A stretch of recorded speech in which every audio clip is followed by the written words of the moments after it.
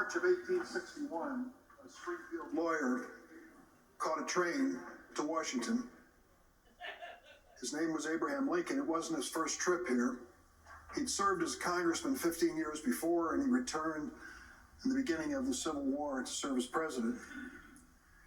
It was a different place than he knew it as congressman. In 15 years, it had changed a lot. The Spriggs boarding house across the street, which is now the Library of Congress, was gone. And this building was changing. Big changes. They're building a dome on the Capitol. But they were also in the earliest days of the war, and President Lincoln was counseled, stop building the dome. Costs too much money, and we can't spend any more time on it. And he said, no, we're going to build that dome and we're going to finish it.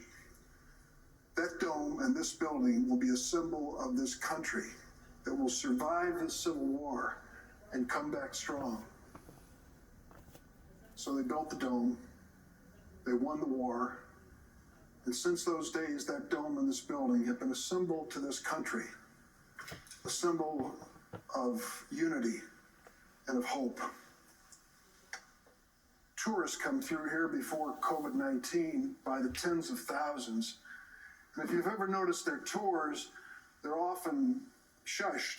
People are saying, show some respect for this building. We know this building in the Rotunda as a place where some of the greatest American heroes of both political parties lie in state, and we go there to honor them. We know this building because we work here. We enact laws here that change America. We gather for State of the Union messages from presidents and honor the people in the gallery. This is a special place. This is a sacred place. But this sacred place was desecrated by a mob today on our watch. This temple to democracy was defiled by thugs who roam the halls and sat in that chair, Mr. Vice President, the one that you vacated at 2:15 this afternoon, sat and posed for pictures, those who were roaming around this chamber. What brought this on? Did this mob spring spontaneously from America? No. This mob was invited to come to Washington on this day by this president for one reason, because he knew the Electoral College vote was going to be counted this day. He wanted this mob to disrupt the constitutional process which we are part of. This mob was inspired by a president who cannot accept defeat. If you wonder whether I'm going too far in what I say, just read the transcript with the Secretary of State from Georgia and listen to this president's wild conspiracy theories, one after the other, swatted down by that Republican elected official and his attorney as having no basis in fact. This president begs, he coaxes, he even threatens that Secretary of State to find the votes he needs.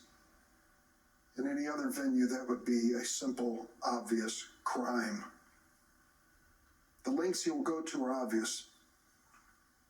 The Texas senator says to us, well, many people still agree with him, you know, when it gets down to the bottom line. Many people have fallen for this presidential position that it must have been a rigged election if I lost. Well, I would say that after we've lost count, 57 lawsuits, 62 lawsuits, I've heard so many numbers, after 90 different judges, after this president took his case, the best he could put together, to the highest court in the land across the street, where he had personally chosen 3 justices on the Supreme Court, I say to the senator from Texas, you know much more about that court than I do. I don't believe they let that paper that he sent up there even hit the desk before they laughed it out of the court. And that's the best he had to offer. No evidence whatsoever of this rigged election and this fraudulence. The senator from Texas says, we just want to create a little commission.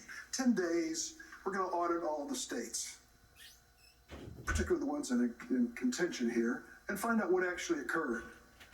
And it really draws its parallel to 1876, Hayes and Tilden. Don't forget what that commission that so-called political compromise achieved. It was not just some ordinary governmental commission. It was a commission that killed Reconstruction, that established Jim Crow, that even after a civil war which tore this nation apart, it re-enslaved African Americans. And it was a commission that invited the voter suppression we are still fighting today in America.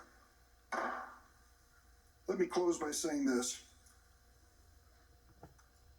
The vote we're going to have here is a clear choice of whether we are going to feed the beast of ignorance or we are going to tell the truth to the American people.